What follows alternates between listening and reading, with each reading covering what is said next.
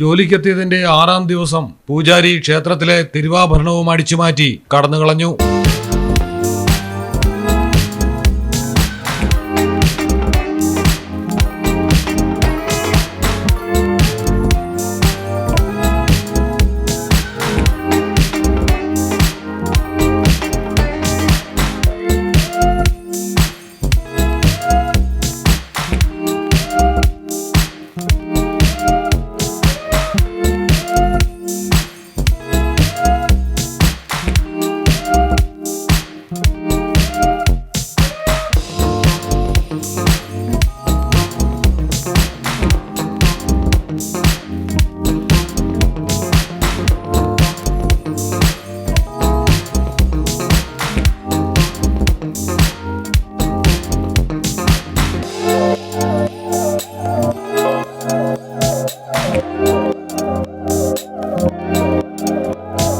ജയ്പൂരിലാണ് സംഭവം. അശോക് നഗറിലെ ഭഗത് സിംഗ് റോഡിലെ ലക്ഷ്മി നാരായണ ക്ഷേത്രത്തിലാണ് തിരുവാഭരണ മോഷണം നടന്നത്. നാഗദേവതയുടെ അടക്കം ആഭരണങ്ങളാണ് പൂജാരി മോഷ്ടിച്ച് കടന്നുകളഞ്ഞത്. ക്ഷേത്രത്തിലെ ഹനുമാൻ വിഗ്രഹത്തിലുള്ള ആഭരണങ്ങൾ പക്ഷേ പ്രതി മോഷ്ടിച്ചിട്ടില്ല.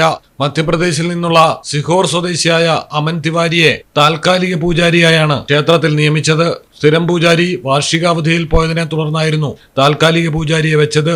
News desk Malayalam television. നിങ്ങൾക്ക് എത്ര പേർക്കറിയാം നിങ്ങളുടെ കുഞ്ഞിന്റെ ആദ്യ കാതുകുത്ത് പവൻ ഗോൾഡിൽ തികച്ചും സൗജന്യമാണെന്ന്?